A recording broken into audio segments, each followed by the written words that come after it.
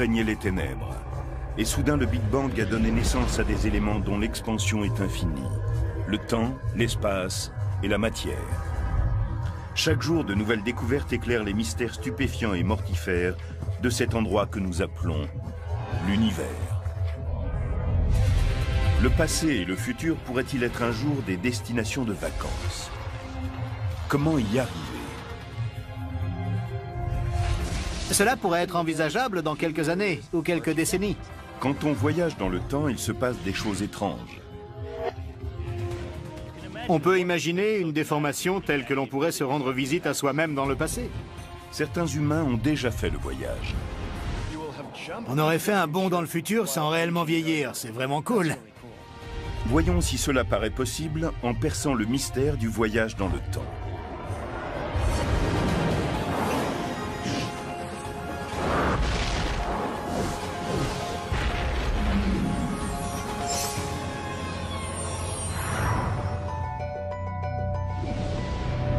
De toutes les énigmes de l'univers, celle du voyage dans le temps est sans doute la plus intrigante. Le temps nous fascine déjà énormément en lui-même. On finit par imaginer des manières de lui jouer des tours, de remonter le temps, de changer certaines choses. Voyager dans le temps signifierait retourner dans le passé ou avancer dans le futur. Mais pour le moment, chacun d'entre nous est bloqué dans le présent.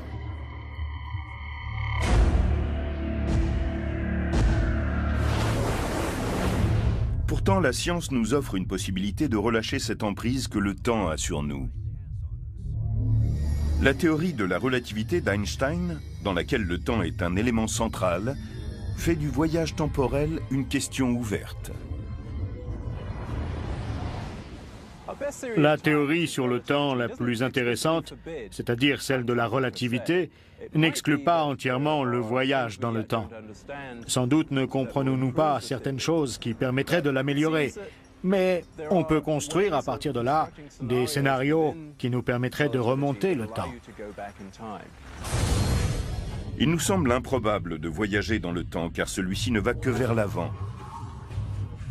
Les physiciens appellent cela la flèche du temps. La flèche du temps décrit le fait que le temps nous semble s'écouler toujours dans la même direction, du passé vers le futur. On se souvient du passé, on ne se souvient pas du futur. On peut susciter des événements dans le futur, mais on ne peut pas dans le passé. Si l'on enregistre un événement de notre vie quotidienne, comme mélanger du lait au café, et que l'on repasse ce film à l'envers, c'est tout à fait évident. Le lait se mélange au café, il ne se démélange pas. Voilà ce qu'est la flèche du temps. Selon la théorie de la flèche du temps, le temps est une rue à sens unique où les événements sont irréversibles. Nous le savons car nous en avons l'expérience quotidienne. Au billard, lorsqu'on fait une casse, on ne s'attend pas à ce que les boules se réalignent seules. On peut brouiller des œufs, mais on ne peut pas les débrouiller. La raison pour laquelle le temps se déroule dans un seul sens procède d'une loi fondamentale de la physique, selon laquelle toute chose dans l'univers passe de l'ordre au désordre. Tandis que l'univers vieillit, nous allons du passé vers le futur. On peut résumer toutes les différences entre le passé et le futur en disant que l'univers est en déclin. Il passe d'un état ordonné, bien rangé, à un état désordonné, en vrac.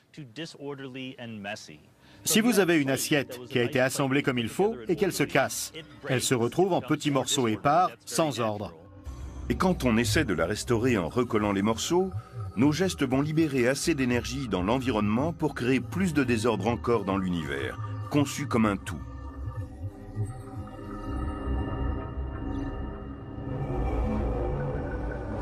Mais la flèche du temps peut être ployée dans certaines conditions extrêmes. Il faut revenir à la théorie de la relativité. Einstein a démontré que la gravité d'objets massifs comme les planètes, les étoiles et les trous noirs pouvait provoquer une pliure de l'espace même. Plus incroyable encore, il a démontré que le temps et l'espace étaient en fait reliés en un même élément qu'il appelle l'espace-temps. Cela signifie que quelle que soit la déformation de l'espace, elle va s'appliquer également au temps. Et rien dans l'univers ne peut tordre davantage l'espace-temps que la force gravitationnelle d'un trou noir. Imaginons un champ gravitationnel tellement puissant que l'espace et le temps se retournent sur eux-mêmes, et donc que l'on puisse partir d'un point, remonter dans le temps et revenir au point de départ. Lorsque la flèche du temps se courbe pour rencontrer son extrémité, il se crée une boucle sans fin dans laquelle les mêmes événements vont se produire indéfiniment. Donc, si le temps se courbe sur lui-même, l'univers va se répéter encore et encore. Chaque moment se reproduira un nombre de fois infini.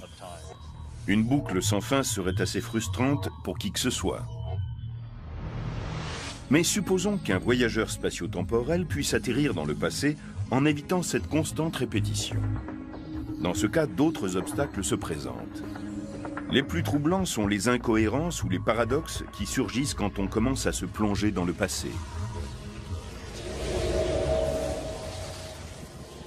Un célèbre exemple d'incohérence lié au voyage dans le temps est ce que l'on appelle le paradoxe du grand-père, lorsque quelqu'un remonte jusqu'à l'époque où vivait son grand-père.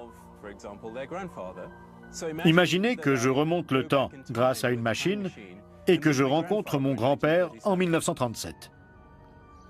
Il est sur le point de se rendre à un rendez-vous arrangé avec ma grand-mère. Ils ne se sont encore jamais rencontrés.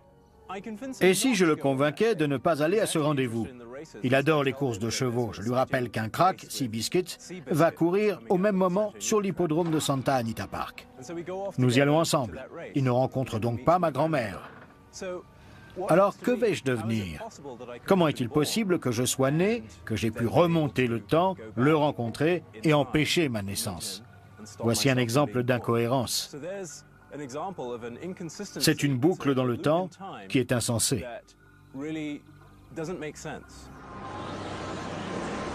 Mais si le voyage dans le temps s'avère possible, il y aura sans doute un moyen de contourner cette contradiction.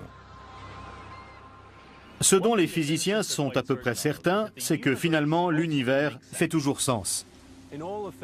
Dans le domaine physique, dans la science en général, la cohérence, l'autocohérence, le sens commun si vous voulez, est un principe fondamental.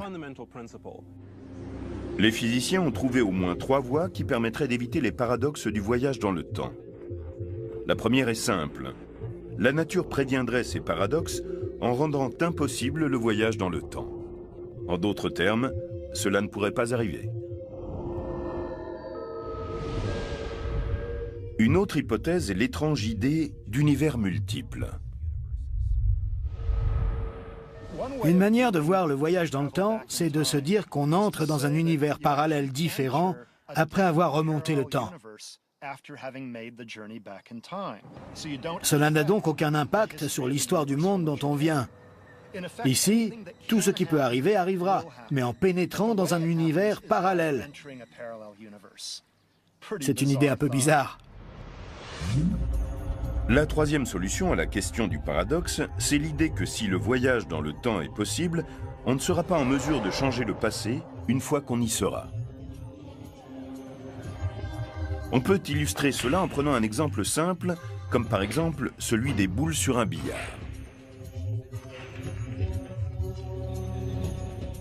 Voyons ce billard comme une machine à remonter le temps. Quand une boule entre dans un des trous, c'est comme si elle voyageait dans un trou de verre.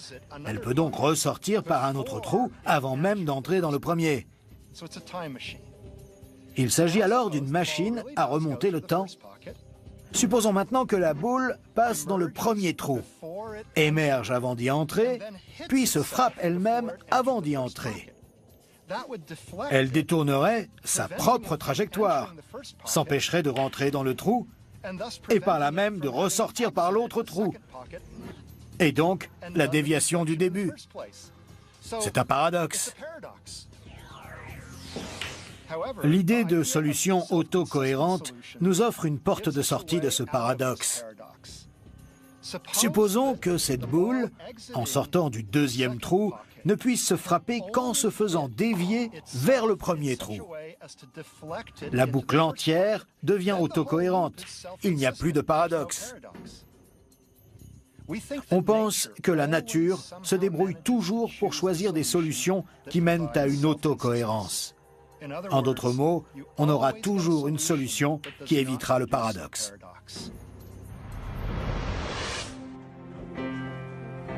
Dans ce cas, si Clifford Johnson pouvait retourner en 1937, il verrait en effet son grand-père.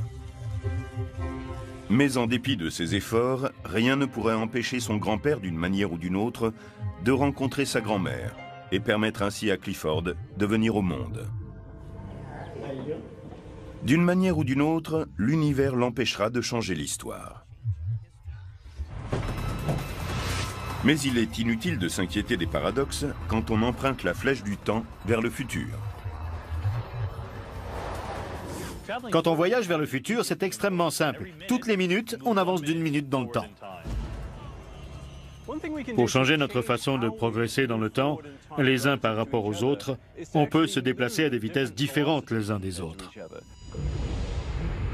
Une machine à voyager dans le temps qui nous conduirait vers le futur serait basée sur la découverte d'Einstein à propos du temps et de la vitesse.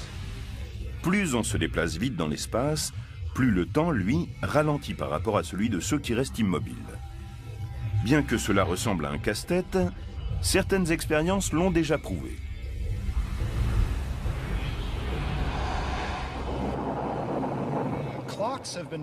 On a placé des horloges dans des avions extrêmement rapides et des fusées qui ont parcouru une certaine distance à très grande vitesse.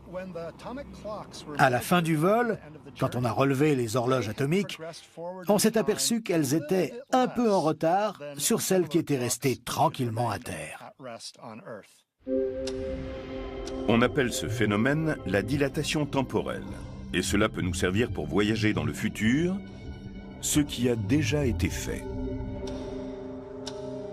Le cosmonaute russe Sergueï Krikalev a passé plus de 803 jours en orbite à une vitesse de 30 000 km/h, ce qui fait de lui le champion du voyage dans le temps. C'est difficile à imaginer quand on le regarde. Ce qui s'est passé, c'est que le temps a défilé pour lui plus lentement que sur Terre, d'un 50e par seconde.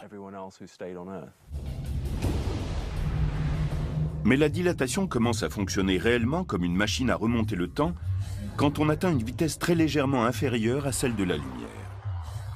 L'idée est de laisser les horloges courir à leur vitesse normale sur Terre, pendant que dans l'espace, on a une horloge plus lente. Quand on revient, on est dans le futur.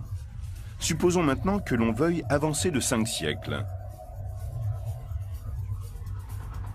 Pour avancer de 500 ans dans le futur, on doit se déplacer à une vitesse égale à 99,99% de celle de la lumière pendant 7 ans. Quand on revient, on n'a vieilli que de 7 ans, alors que tout ce qui est sur la Terre a pris 500 ans. Mais l'un des plus gros problèmes pour construire une machine à voyager dans le futur, c'est d'avoir suffisamment de carburant pour propulser un vaisseau spatial à cette vitesse. Aucune loi de la physique ne dit qu'il est impossible de s'approcher autant de la vitesse de la lumière. Mais la fusée va devenir de plus en plus lourde à mesure que l'on s'en rapproche. Par conséquent, on a besoin de plus en plus de carburant si l'on veut accélérer encore et encore.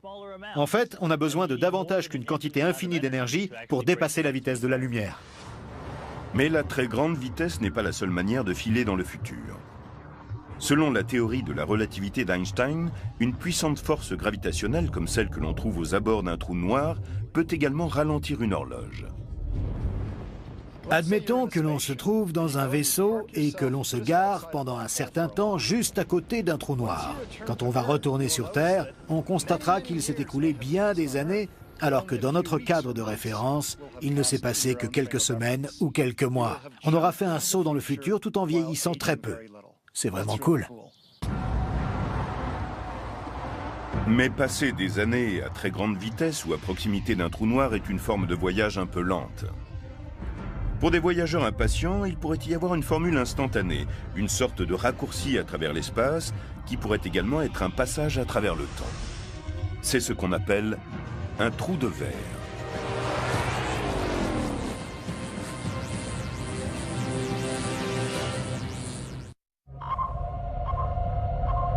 Nous avons encore un long chemin à faire avant de maîtriser le voyage dans le temps. Il nous faudra passer par des théories bizarres et des technologies incroyablement complexes avant de fabriquer un jour des vaisseaux pour voyager dans le temps.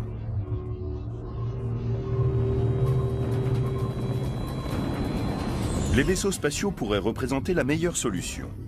On se lance dans une fusée à très grande vitesse où le temps ralentit alors que le reste du monde continue à avancer. Ce genre d'aventure présente un immense intérêt.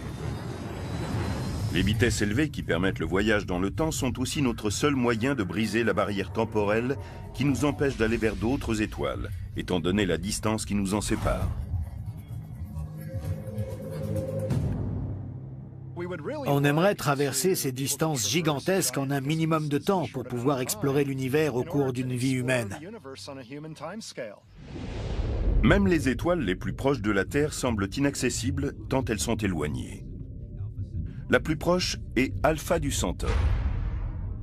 Mais elle se trouve malgré tout à 4,3 années-lumière, c'est-à-dire 40 000 milliards de kilomètres, 100 millions de fois plus loin que la Lune.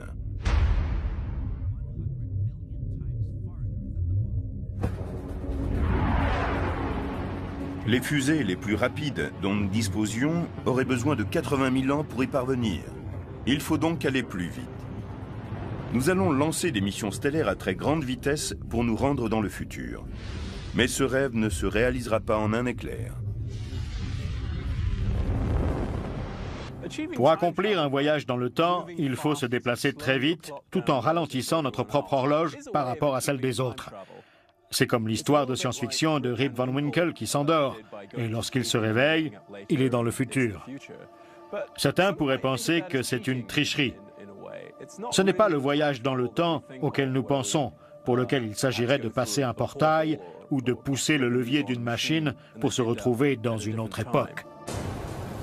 Les physiciens ont accompli un grand travail théorique sur le voyage instantané dans le temps dans les années 80, en aidant Carl Sagan dans l'écriture de son roman Contact. Dans son livre, il imaginait un voyage plus rapide que la lumière qui était possible en empruntant un couloir, le trou de verre. Un trou de verre est un raccourci entre deux parties différentes de l'espace. Elles peuvent être très éloignées ou proches. L'idée est que l'on traverse le trou de verre en entrant par un bout et en ressortant par l'autre.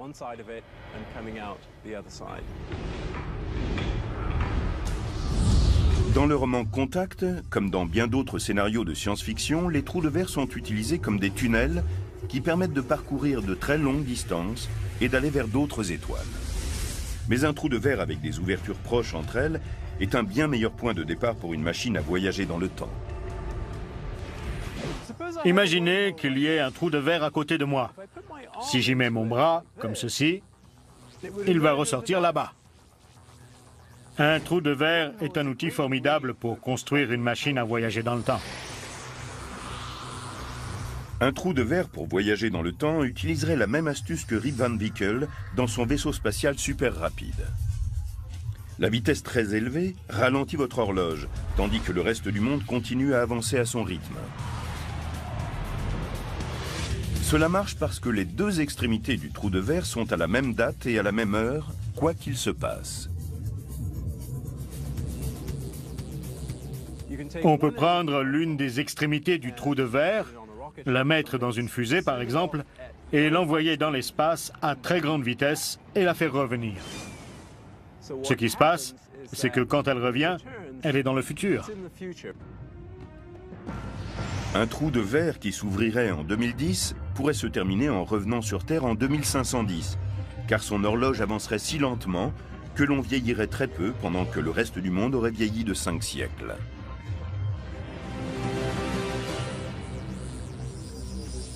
Alors, si je traverse l'extrémité du trou de verre qui est dans le passé, l'extrémité qui n'est pas dans la fusée, je peux sortir par l'autre extrémité et je serai dans le futur.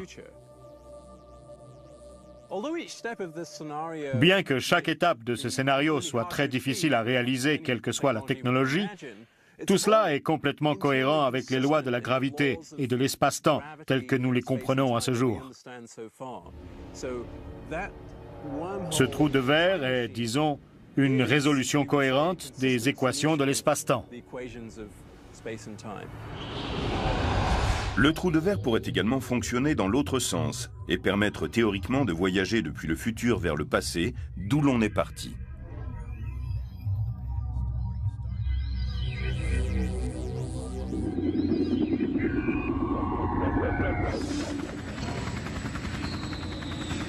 Regardons les choses en face.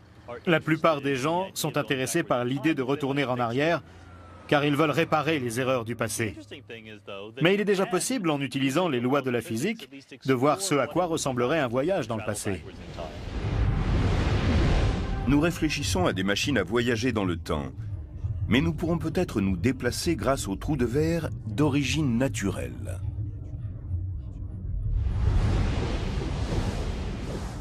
Si nous ne pouvons fabriquer de machines à voyager dans le temps, peut-être la nature en a-t-elle déjà créé et qu'il nous suffit de les découvrir. Il se pourrait qu'au tout début de l'univers, la nature de l'espace-temps ait déjà été tordue d'une façon qui se serait, en quelque sorte, immobilisée, en laissant des boucles de temps que nous pourrions utiliser comme des machines à voyager dans le temps. C'est une possibilité intéressante, car nous n'aurions pas besoin de créer des machines. Mais si nous devions ne compter que sur nous-mêmes, pourrions-nous construire une telle machine? Si théoriquement un trou de verre est la manière d'y arriver, alors que faut-il pour en faire un? Le trou de verre procède d'une idée spéculative. On peut écrire les équations qui le décrivent. A priori, on ne s'attend pas à tomber en astronomie sur l'un d'entre eux, mais on pourrait avoir des surprises. On s'attend à trouver des trous de verre là où, à un niveau impossible à voir au microscope, l'espace et le temps fluctuent énormément. Donc on se demande comment saisir un trou de verre microscopique et l'agrandir. Nous ne savons pas si c'est possible, nous ne savons pas comment faire, mais c'est ce à quoi il faudrait parvenir si on voulait un trou de verre de grande taille. La technologie nécessaire pour manipuler un trou de verre peut sembler inaccessible. Mais pour ceux qui acceptent de laisser courir leur imagination, il existe une lueur d'espoir en au moins un endroit. C'est là où l'espace, le temps et la nature de l'existence même se rencontrent en entrant en collision à l'intérieur de la machine la plus grande et la plus complexe qui ait jamais été créée par l'homme.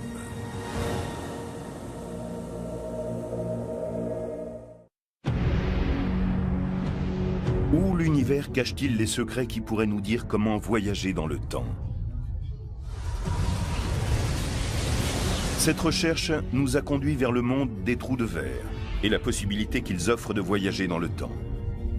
Aujourd'hui, nous sommes à la recherche d'une technologie qui permettrait le voyage dans le temps et dans l'espace, les deux faces d'une même pièce. Si aujourd'hui rien sur Terre ne ressemble à une machine à voyager dans le temps,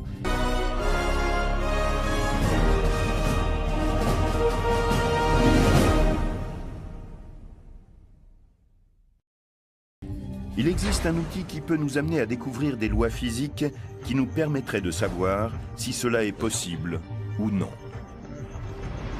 Il explore l'univers, non au niveau du cosmos et des galaxies, mais du point de vue de la physique quantique, qui étudie des particules 1 million de fois plus petites que le plus petit des atomes. Ce nouvel outil qui explore les limites de la physique est le Grand Collisionneur de Hadron. Le Grand Collisionneur de Hadron est l'outil le plus important et le plus compliqué que l'humanité ait jamais créé. Son rôle est de nous permettre d'étudier les limites de la physique des particules.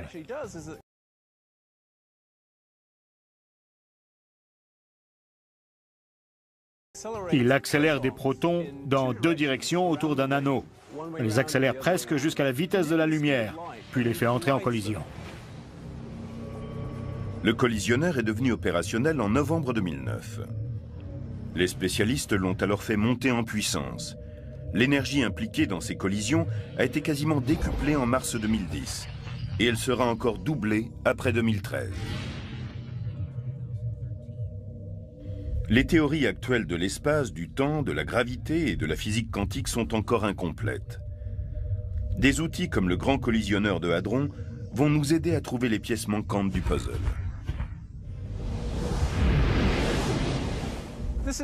Nous espérons que s'il nous manque certaines connaissances physiques pour comprendre la notion d'espace-temps, cet outil nous dira si le voyage dans le temps est possible ou s'il faut réduire certaines de nos espérances. C'est sur ce plan que nous attendons de nouveaux résultats.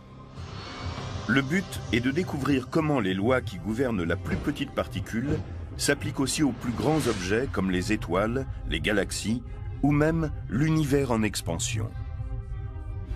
Si nous ne comprenons pas cela, il risque d'être plus difficile de construire une machine à voyager dans le temps qu'une radio si l'on ne connaît pas l'existence de l'électricité. De nombreux physiciens pensent que la solution de cette énigme est à portée de main, que nous pourrions la découvrir d'ici quelques années ou quelques décennies. Mais d'un autre côté, il se pourrait que ce problème soit bien plus compliqué que prévu et que la civilisation humaine n'ait pas assez de temps pour découvrir comment cela marche. Le grand collisionneur de Hadron pourrait révéler des dimensions nouvelles qui joueraient un rôle dans le voyage dans le temps. Nous vivons dans un espace à 3 dimensions. Si nous ne vivions que dans 2 dimensions, notre univers serait une simple feuille de papier. Une sphère ressemblerait pour nous à un cercle. La 3e dimension serait là, mais simplement, on ne la verrait pas. Peut-être existe-t-il d'autres dimensions que les 3 qui nous sont familières, mais qu'elles nous sont cachées. Si nous devions trouver des preuves expérimentales de l'existence d'autres dimensions, et si nous étions en mesure de les explorer et de voir comment elles se produisent, peut-être dans un lointain futur, ces nouvelles lois physiques seraient utilisées pour nous conduire à une nouvelle forme de voyage qui nous permettrait de nous rapprocher de la vitesse de la lumière, ou même de la dépasser. Se rapprocher de la vitesse de la lumière pourrait être la façon la plus prometteuse de voyager dans le temps en ralentissant nos horloges. Dans cette perspective, le grand collisionneur de Hadron est un élément essentiel, même si ses premiers pas sont encore modestes. Le grand collisionneur de Hadron a une circonférence de 27 km. Il accélère les protons à une vitesse proche de celle de la lumière. Si on voulait faire cela avec des êtres humains, de rapides calculs montrent qu'il faudrait élargir l'appareil d'1 millier d'années-lumière pour y arriver. Ainsi, un vaisseau assez puissant pour nous transporter à cette vitesse jusqu'aux étoiles devrait être plus grand que la distance que l'on doit parcourir. Il engloberait ainsi les centaines de milliers d'étoiles les plus proches.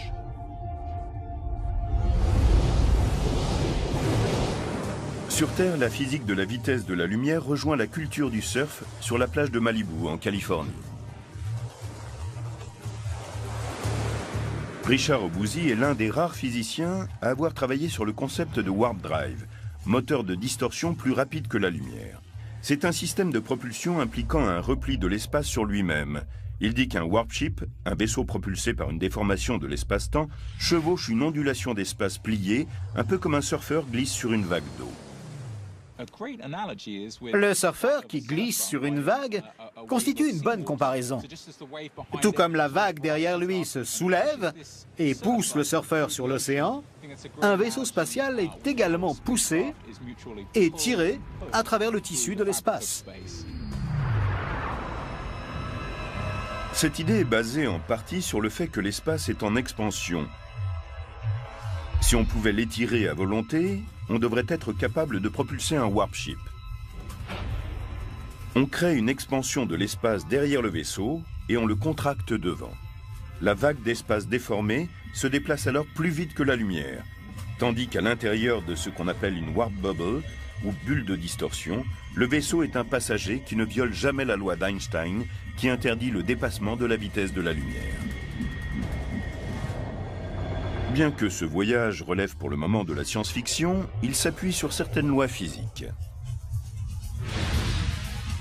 En 1994, un physicien mexicain, Miguel Alcubierre, a résolu les formules mathématiques complexes qui les soutiennent. Malheureusement, elles ne nous disent pas comment atteindre notre but.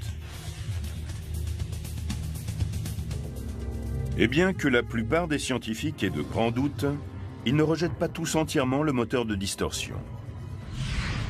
Les bulles de distorsion leur semblent impossibles. Mais si des êtres avancés construisaient des trains propulsés par des moteurs de distorsion, qui fonce jusqu'aux étoiles et traverse le temps.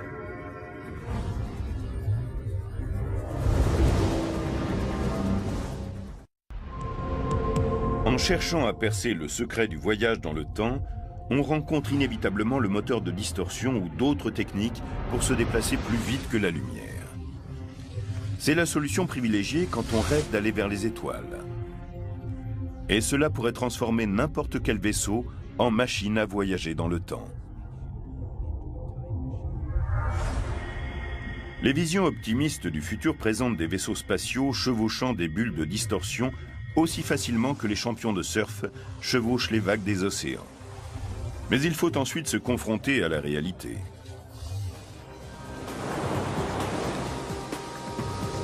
Si le surf nous permet de comprendre comment fonctionne un moteur à distorsion, il est clair quand on observe un surfeur débutant qu'un moteur à distorsion est difficile à réaliser.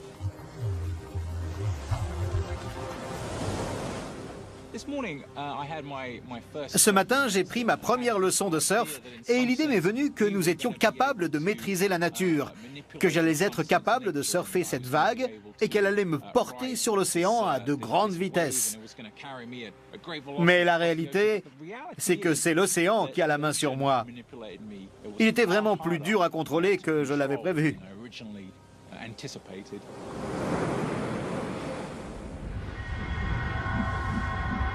Et le contrôle est un vrai problème, car la science dit qu'un vaisseau à distorsion ne peut produire son propre champ de distorsion. L'un des problèmes régulièrement cités dans le cas du moteur à distorsion, c'est que le vaisseau pourrait être déconnecté par hasard de la bulle. C'est-à-dire qu'il pourrait ne plus trouver le moyen de communiquer avec la bulle et ne plus pouvoir en sortir. Mais que se passerait-il si le vaisseau n'avait pas à se soucier d'entrer ou de sortir de la bulle ? On pourrait imaginer qu'une civilisation avancée, ayant découvert de nouvelles lois physiques, disposerait d'une sorte de couloir ou d'escalier à distorsion. On déposerait un vaisseau dans le tube de distorsion préalablement apprêté et il pourrait surfer sur une vague jusqu'au bout. Ce serait comme un TGV qui filerait vers les étoiles. Ces wagons pourraient transporter les voyageurs plus vite que la lumière, mais celui qui l'inventerait aurait besoin de milliers d'années pour le construire et utiliserait plus d'énergie que tout ce qu'on peut imaginer.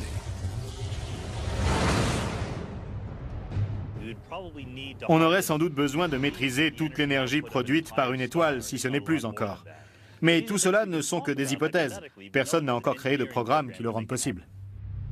Lorsque des astronomes ont récemment découvert que l'expansion de l'univers s'accélérait, ils se sont dit que c'était dû à une énergie sombre et mystérieuse, présente partout dans l'univers. Quelques-uns ont suggéré que cette énergie sombre pouvait être maîtrisée et alimenter des vaisseaux spatiaux ou des machines à voyager dans le temps.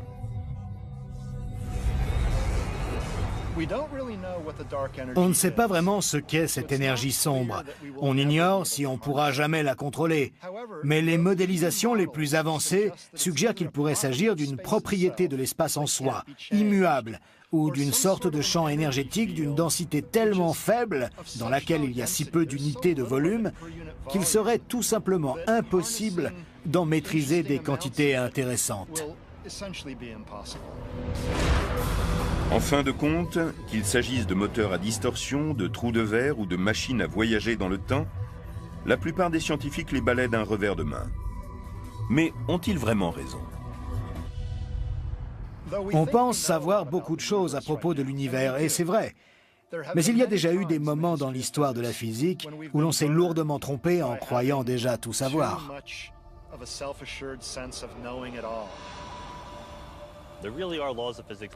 Il y a des lois de la physique qu'on ne peut violer.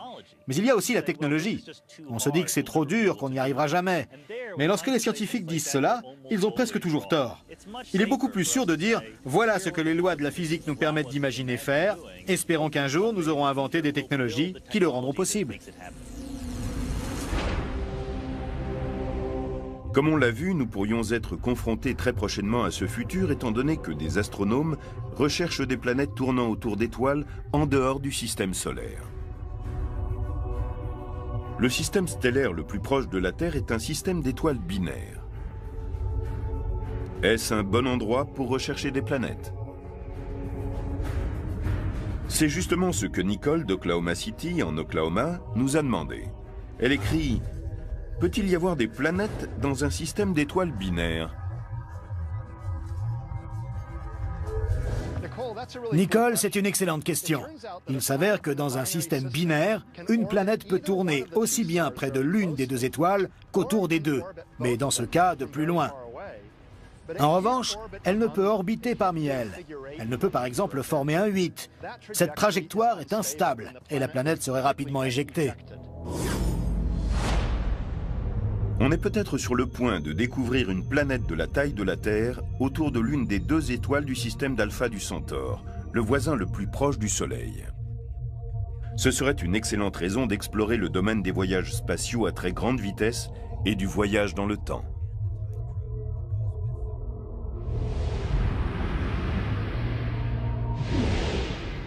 Alpha du Centaure est un système stellaire très intéressant, car il semble possible, selon différentes simulations informatiques, qu'il s'y trouve des planètes de masse analogue à celle de la Terre, tournant autour des deux éléments de son système binaire. Alpha du Centaure A et B sont tellement éloignés que lorsqu'on les voit de la Terre, on dirait deux étoiles distinctes. Mais il s'agit en réalité d'un système binaire.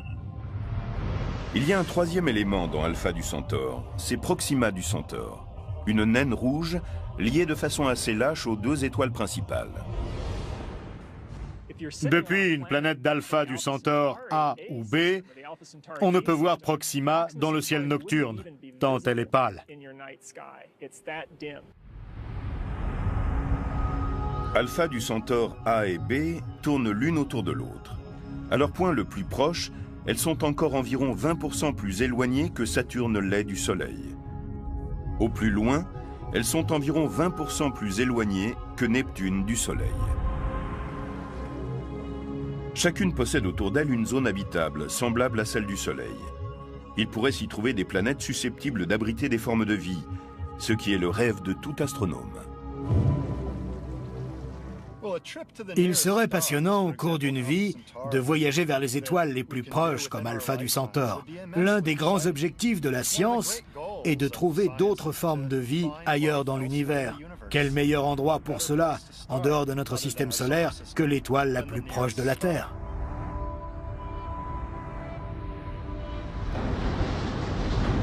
Mais aujourd'hui, le voyage dans l'espace devient un voyage dans le temps, car nous avons pour objectif une mission qui serait possible, selon les lois de la physique que nous connaissons. Cette mission pourrait parcourir dans l'espace plus de 4 années-lumière en seulement 45 jours.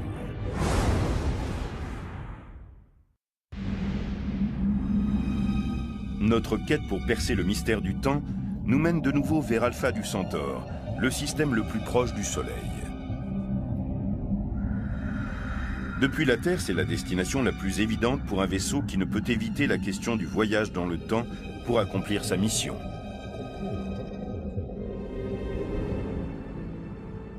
Nous n'avons aucune idée du type de technologie qui pourrait nous emmener vers Alpha du Centaure et nous ramener sur Terre. On peut aussi être optimiste et dire qu'il suffit de se déplacer à 99,99% de la vitesse de la lumière sur le trajet aller comme retour.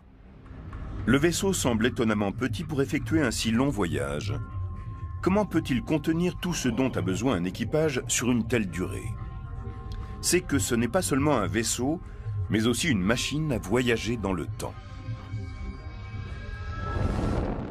Il faudrait environ 8,6 années car Alpha du Centaure est à 4,3 années-lumière d'ici. Mais pour les habitants du vaisseau, cela prendrait moins de 2 mois, 45 jours, car ils voyageraient à une vitesse proche de celle de la lumière.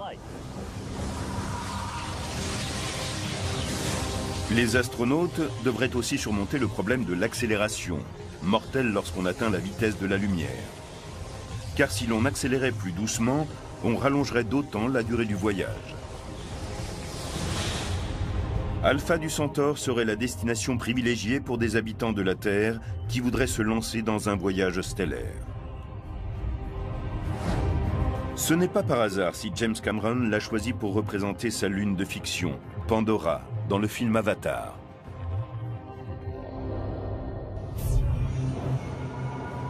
La raison pour laquelle on irait sur Alpha du Centaure est en rapport avec les recherches intensives menées pour trouver une planète comme la Terre autour d'Alpha du Centaure B, l'une des 2 étoiles du système binaire.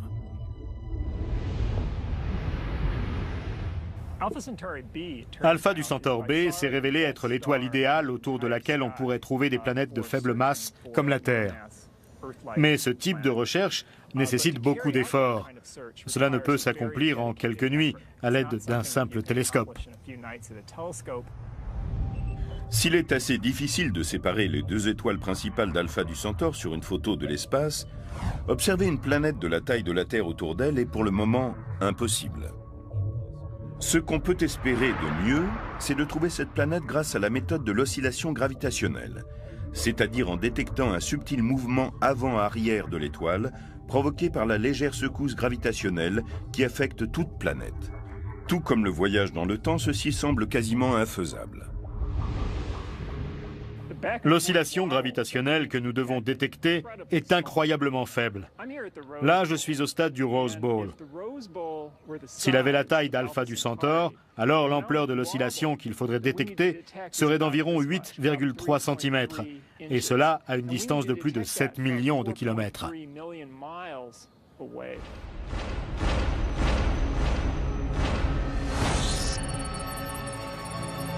Alpha du Centaure B est légèrement plus petite que A. C'est autour d'elle que se concentrent les recherches, parce qu'une étoile plus petite montrera un mouvement plus ample, plus facile à détecter. On devrait avoir une réponse dans 3 à 5 ans.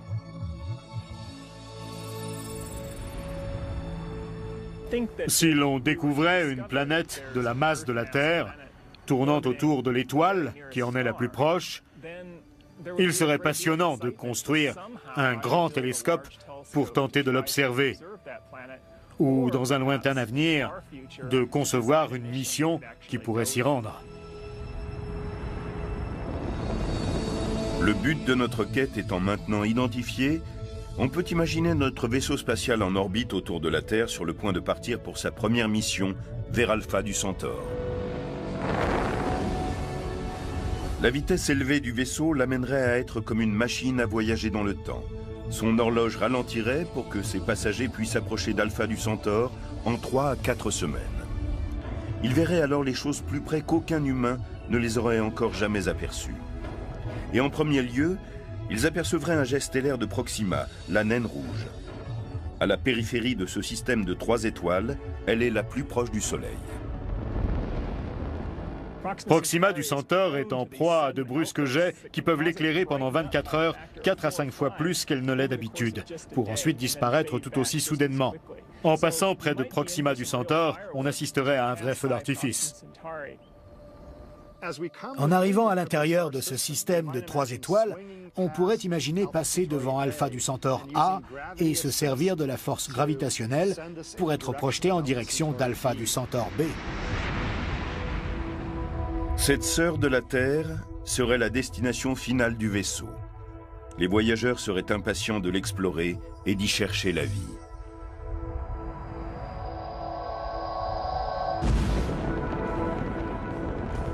Le voyage n'aura duré que quelques mois pour les voyageurs. Mais la vitesse extrême aura tellement ralenti leurs horloges qu'à leur retour, il se sera écoulé sur Terre près d'1 décennie. Le voyage stellaire à grande vitesse est un rêve qui ne pourra se réaliser en tout état de cause